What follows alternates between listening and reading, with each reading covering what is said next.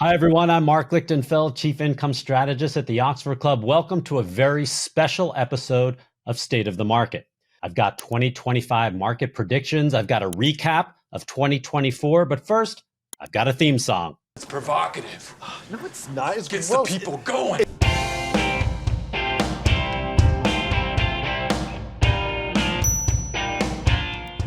Let's look back at the year 2024.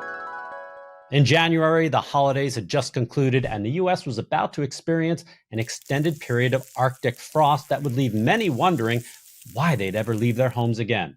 It's butt cold out here, and I'm fresh out of beer. But before that, on January 5th, an Alaskan Airlines Boeing 737's door would blow off during a flight, causing the stock of the airline to drop 20% in the 11 days following the incident. Speaking of stocks, large caps started the year beating out small cap stocks. And spoiler alert, it would stay that way for almost all of 2024. Towards the end of January, while Netflix was reporting new all-time subscription highs, the market would experience a decline due to Fed Chair Jerome Powell saying interest rate cuts were still unlikely.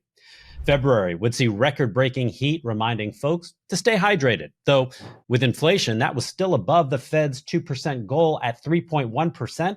You may have been better off switching from Gatorade to tap water. I don't believe this. A man of your legendary prowess drinking rain. February would also see some major layoffs from companies like Dell and IBM.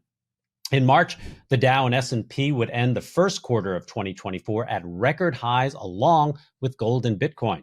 The good news wouldn't last, however, as inflation would jump to 3.5%. And while March may have seen a new market high, April would end with a slump in the S&P. The U.S. Labor Department would also go on to issue a downward correction to its employment report, having overestimated job growth by 28%. All those April showers ended up bringing May credit card defaults? That's right. In fact, default rates were reported to be at their highest level in 13 years. Not surprising considering employment and wages would also mix expectations in May.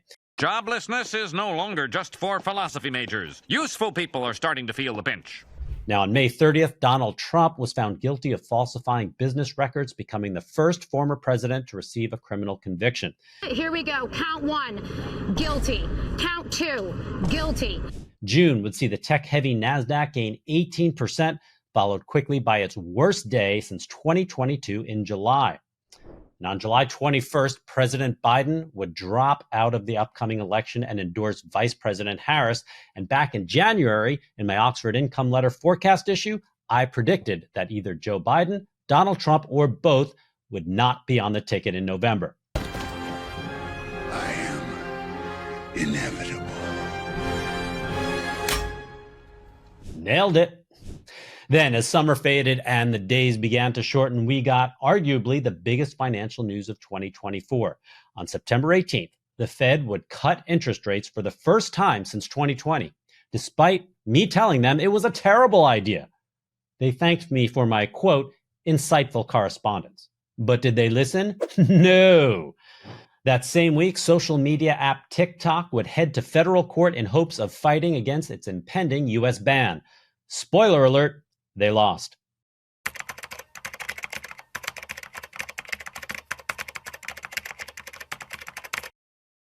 No, you're not. Yes, I am. No. Oh, yes. No. Yes. No. Yes. No. Yes. No.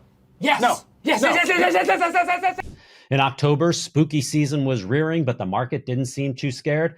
The Dow would jump 400 points during the month, while the S&P would close above 5,800 for the first time ever. Sadly, inflation would also see a 0.2% rise just in time for Halloween. November would bring election season to a close with a Trump victory and a bull market. All three major indexes would experience record highs the following day.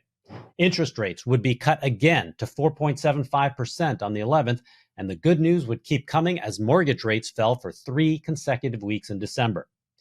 And the year ends with Bitcoin crossing $100,000 for the first time. So there you have it, folks. Almost everything that happened in the world of finance in 2024. It's been a long and challenging year, and I'm already looking ahead to what's in store for 2025.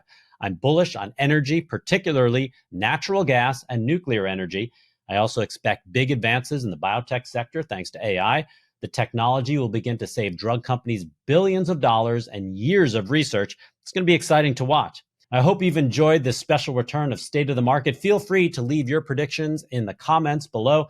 And if you're interested in more of my 2025 predictions, click the link below for my market forecast for the new year in the annual forecast issue of my Oxford Income Letter, including top commodities to keep an eye on in the coming months, and if I think the market will get stronger or take a turn for the worse. Thanks for watching, and I will see you all in the new year.